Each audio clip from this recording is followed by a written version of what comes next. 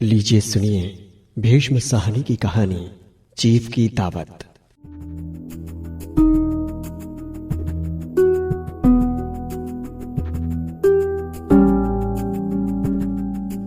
आज मिस्टर शामनाथ के घर चीफ की दावत थी। शामनाथ और उनकी धर्मपत्नी को पसीना पोंछने की पत्नी ड्रेसिंग गाउन पहने, उलझे हुए बालों का जूड़ा बनाए, मुंह पर फैली हुई सुर्खी और पाउडर को मले, और मिस्टर शामनाथ सिगरेट पर सिगरेट फूंकते हुए चीजों की फहरिस्त हाथ में थामे एक कमरे से दूसरे कमरे में आ जा रहे थे। आखिर 5 बजते बजते तैयारी मुकम्मल होने लगी। कुर्सियां, मेज, तिपाइयां, नैपकिन, फूल सब बरामदे में पहुंच गए। ड्रिंक का इंतजाम बैठक में कर दिया गया। अब घर का फालतू सामान अलमारियों के पीछे और पलंगों के नीचे छिपाया जाने लगा। तभी शामनाथ के सामने सहसा एक अड़चन खड़ी हो गई। मां का क्या होगा? इस बात की ओर न उनका और न उनकी कुशल गृहिणी का ध्यान गया था। मिस्टर शामनाथ श्रीमती की ओर घूमकर अंग्रेजी में बोले, मां का क्या होगा? श्रीमती काम करते करते ठहर गईं और थोड़ी देर तक सोचने के बाद बोली, इन्हें पिछवाड़े इनकी सहेली के घर भेज दो। रात भर बेशक वहीं रहें, कल आ जाए। शामनाथ सिगरेट मुंह में रखे सिकुड़ी आंखों से श्रीमती के चेहरे की ओर देखते हुए पल भर सोचते रहे। फिर सिर हिलाकर बोले, नहीं, मैं नहीं चाहता कि उस बुढ़िया का आना जाना यहां फिर से शुरू हो। पहले ही बड़ी मुश्किल से बंद किया था। मां से कहें कि जल्दी ही खाना खाके शाम को ही अपनी कोठरी में चली जाएं। मेहमान कहीं 8 बजे आएंगे, इससे पहले ही अपने काम से निपट लें। सुझाव ठीक था, दोनों को पसंद आया, मगर फिर सहसा श्रीमती बोल उठी, जो वो सो गईं और नींद में खर्राटे लेने लगी तो साथ ही तो बरामदा जहां लोग खाना खाएंगे, तो इन्हें कह देंगे कि अंदर से दरवाजा बंद कर लें, मैं बाहर से ताला लगा दूंगा, या मां को कह देता हूं कि अंदर जाकर सोए नहीं, बैठी रहें। और क्या, और जो सो गई तो डिनर का क्या मालूम कब तक चले? 11 बजे तक तो तुम ड्रिंक ही करते रहते हो।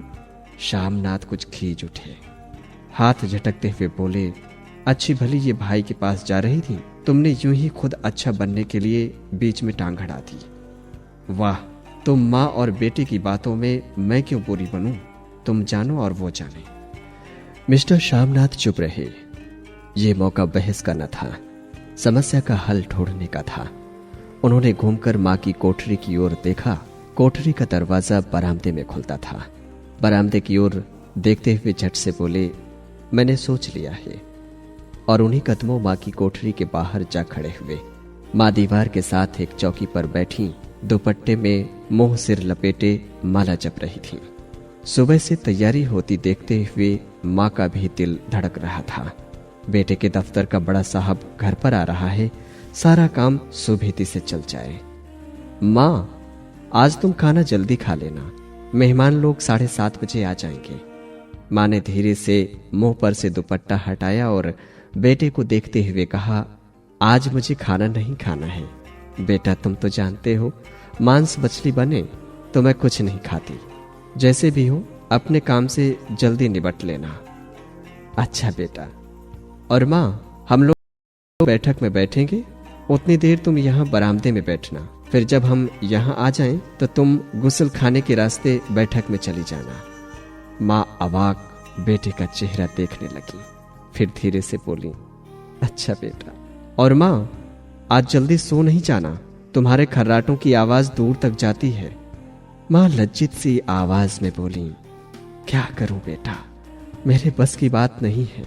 जब से बीमारी से उठी हूं, नाक से सांस नहीं ले सकती। मिस्टर शामनाथ ने इंतजाम तो कर दिया, फिर भी उनकी उधेड़बुन खत्म नहीं हुई।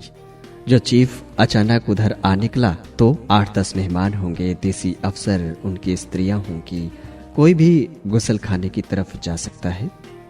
शोभ और क्रोध में वो झुंझलाने लगे।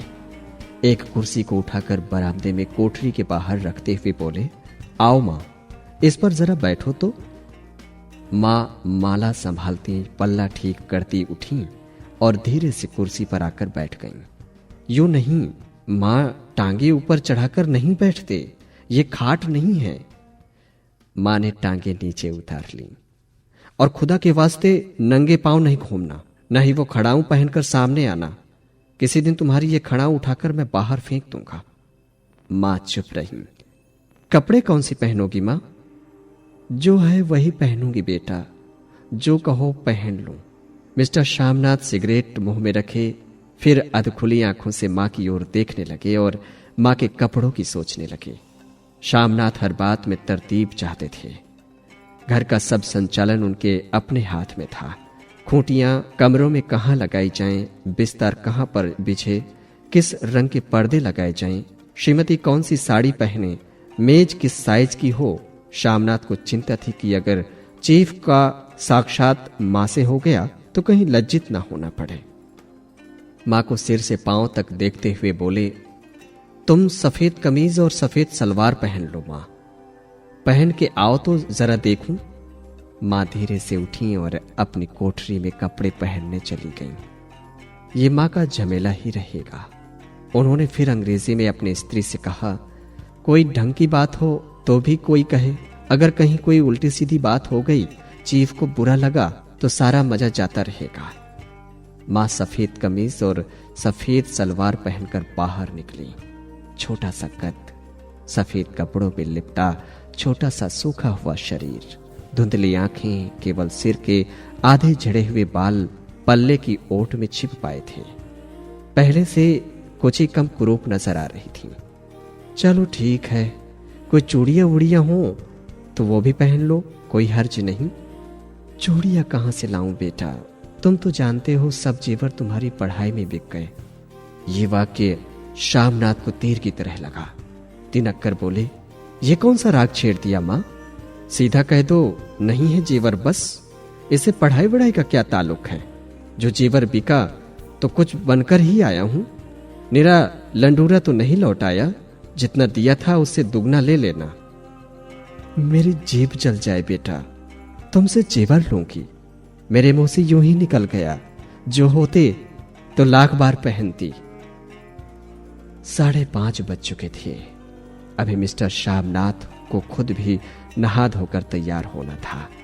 श्रीमती कब की अपने कमरे में जा चुकी थी। श्यामनाथ जाते हुए एक बार फिर मां को हिदायत करते गए, मां, रोज की तरह तुम गुमसुम बन के नहीं बैठी रहना। अगर साहब इधर आ निकलें और कोई बात पूछे तो ठीक तरह से बात का जवाब देना। मैं न पढ़ी न लिखी बेटा, मैं क्या बात करूंगी। तुम कह देना मां अनपढ़ है, कुछ जानती समझती नहीं, वो नहीं पूछेगा। 7 बजते बजते मां का दिल धक धक करने लगा। अगर चीफ सामने आ गया और उसने कुछ पूछा तो वो क्या जवाब देगी। अंग्रेज को तो दूर से ही देखकर घबरा उठती थी। ये तो अमरीकी है, ना मालूम क्या पूछे, मैं क्या कहूंगी। मां का जी चाहा कि चुपचाप पिछवाड़े विधवा सहेली के घर चली जाएं, मगर बेटे के हुक्म को कैसे टाल सकती थी। चुपचाप कुर्सी पर से टांगे लटकाए वहीं बैठी रही। एक कामयाब पार्टी वो है जिसमें ड्रिंक कामयाबी से चल जाए। श्यामनाथ की पार्टी सफलता के शिखर चूमने लगी। वार्तालाप उसी रौ में बह रहा था जिस रौ में गिलास भरे जा रहे थे। कहीं कोई रुकावट न थी, कोई अड़चन न थी।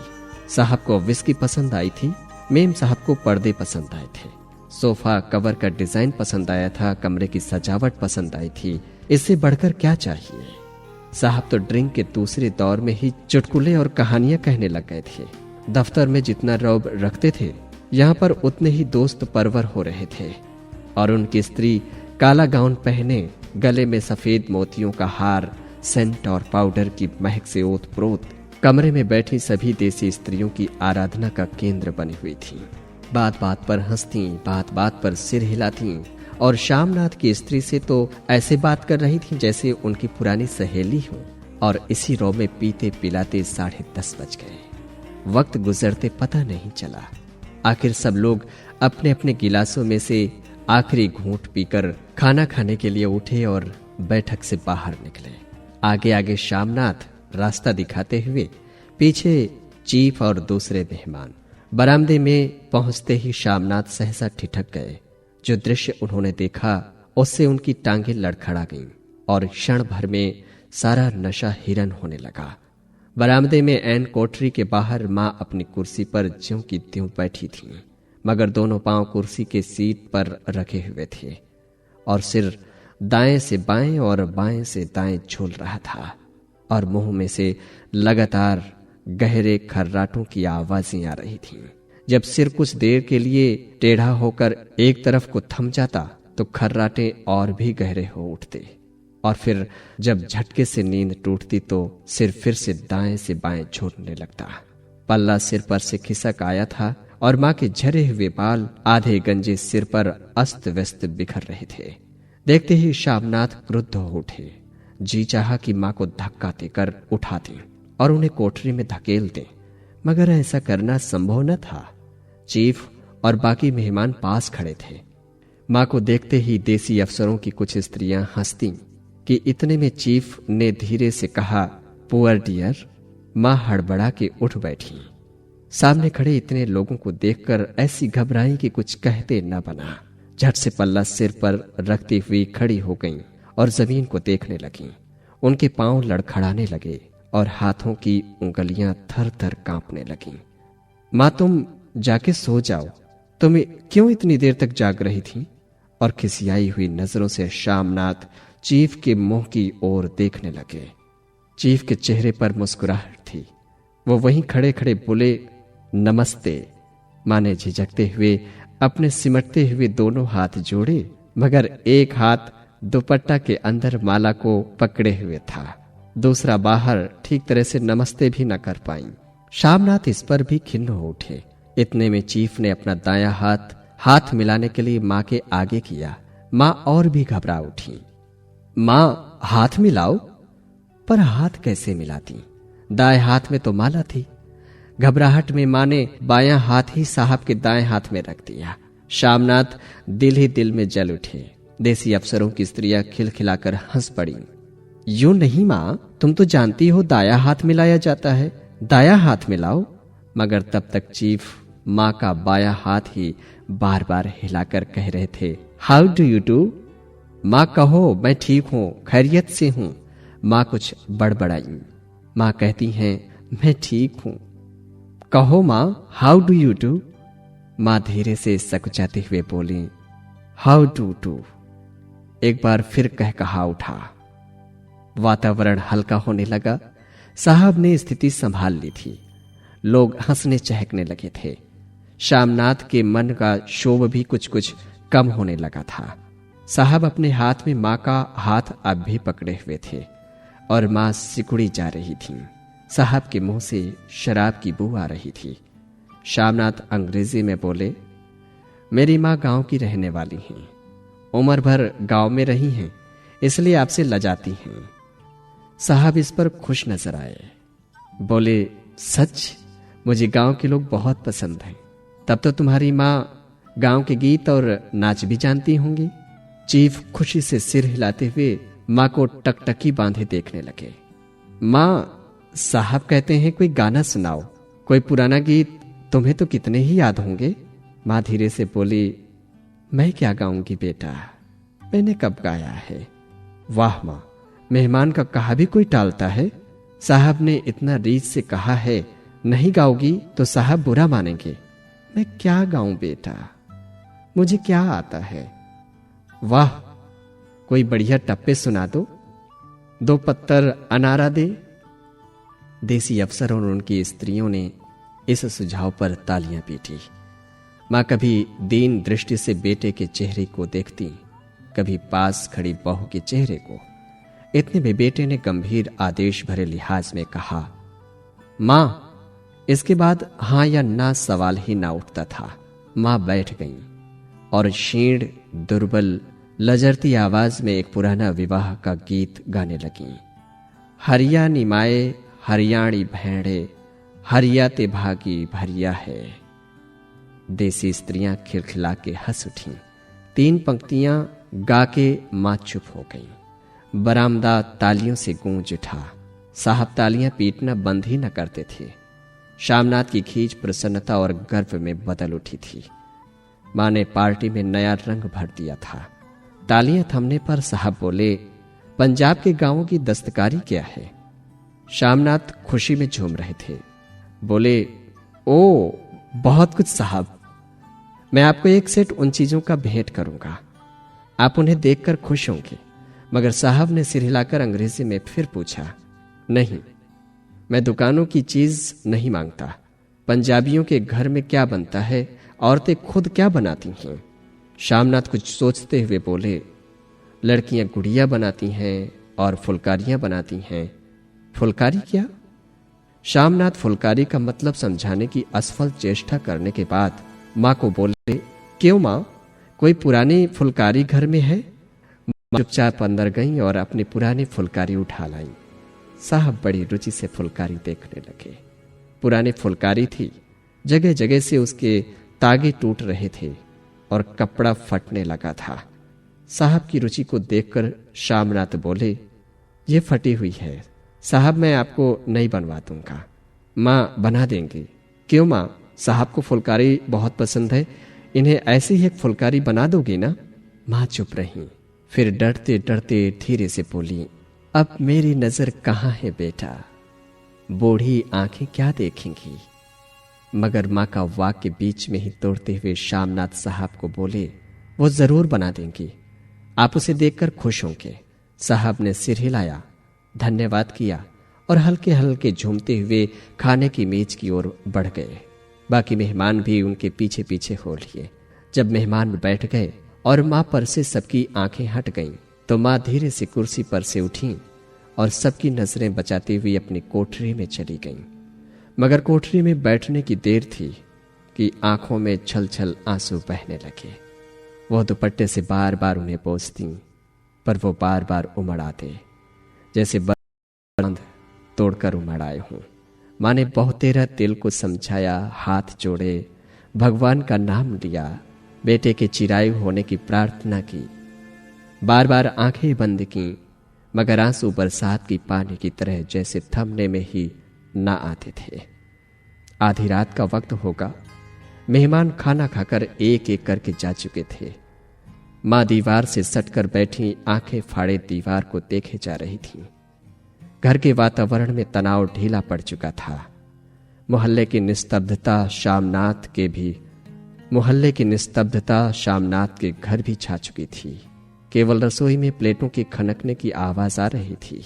तभी सहसा मां की कोठरी का दरवाजा जोर से खटकने लगा। मां, दरवाजा खोलो। मां का दिल बैठ गया। हड़बड़ाकर उठ बैठी। क्या मुझसे फिर कोई भूल हो गई? मां कितनी देर से अपने आप को कोस रही थी कि क्यों उन्हें नींद आ गई, क्यों वो ऊँघने लगी। क्या बेटे ने अभी तक क्षमा नहीं किया? मां उठी और कांपते हाथों से दरवाजा खोल दिया। दरवाजे खुलते ही शामनाथ झूमते हुए आगे बढ़ाए और मां को आलिंगन में भर लिया। ओ अम्मी, तुमने तो आज रंग ला दिया। साहब तुमसे इतना खुश हुआ कि क्या कहूं। ओ अम्मी, अम्मी। मां की छोटी सी काया सिमटकर बेटे के आलिंगन में छिप गई। मां की आंखों में फिर आंसू आ गए। उन्हें पोंछती हुई धीरे से बोली, बेटा तुम मुझे हरिद्वार भेज दो, मैं कब से कह रही हूं। शामनाथ का झूमना सहसा बंद हो गया और उनकी परेशानी पर फिर तनाव के बल पड़ने लगे। उनकी बाहें मां के शरीर पर से हटाईं। क्या कहा मां? ये कौन सा राग तुमने फिर से छेड़ दिया? शामनाथ का क्रोध बढ़ने लगा। बोलते गए, तो मुझे बदनाम करना चाहती हो ताकि दुनिया कहे कि बेटा मां को अपने पास नहीं रख सकता? नहीं बेटा, अब तुम अपनी बहू के साथ जैसा मन चाहे रहो। मैंने अपना खा पहन लिया, अब यहां क्या करूंगी? जो थोड़े दिन जिंदगानी के बाकी हैं, भगवान का नाम लूंगी। तो मुझे हरिद्वार भेज दो। तुम चली जाओगी तो फुलकारी कौन बनाएगा? साहब से तुम्हारे सामने ही फुलकारी देने का इकरार किया है। मेरी आंखें अब नहीं है बेटा जो फुलकारी बना सकूं। तुम कहीं और से बनवा लो, बनी बनाई ले लो। मां, तुम मुझे धोखा देके यूं चली जाओगी, मेरा बनता काम बिगाड़ोगी। जानती नहीं, साहब खुश होगा तो मुझे तरक्की मिलेगी। मां चुप हो गई। फिर बेटे के मुंह की ओर देखती हुई बोली, क्या तेरी तरक्की होगी? क्या साहब तेरी तरक्की कर देगा? क्या उसने कुछ कहा है? कहा नहीं, मगर देखती नहीं कितना खुश गया है। कहता था जब तेरी माँ फुलकारी बनाना शुरू करेंगी तो मैं देखने आऊंगा कि कैसे बनाती हैं। जो साहब खुश हो गया तो मुझे इससे बड़ी नौकरी भी मिल सकती है, मैं बड़ा अफसर बन सकता हूं। मां के चेहरे का रंग बदलने लगा। धीरे धीरे उनकी झुर्रियों भरा मुंह खिलने लगा, आंखों में हल्की हल्की चमक आने लगी। तो तेरी तरक्की होगी बेटा, तरक्की यूं ही हो जाएगी। साहब को खुश रखूंगा तो कुछ करेगा, वरना उसकी खिदमत करने वाले और थोड़ी हैं। तो मैं बना दूंगी बेटा, जैसे बन पड़ेगा बना दूंगी। और मां दिल ही दिल में फिर बेटे के उज्जवल भविष्य की कामनाएं करने लगी। और मिस्टर शामनाथ अब सो जाओ मां कहते हुए तनिक लड़खड़ाते हुए अपने कमरे की ओर घूम गए।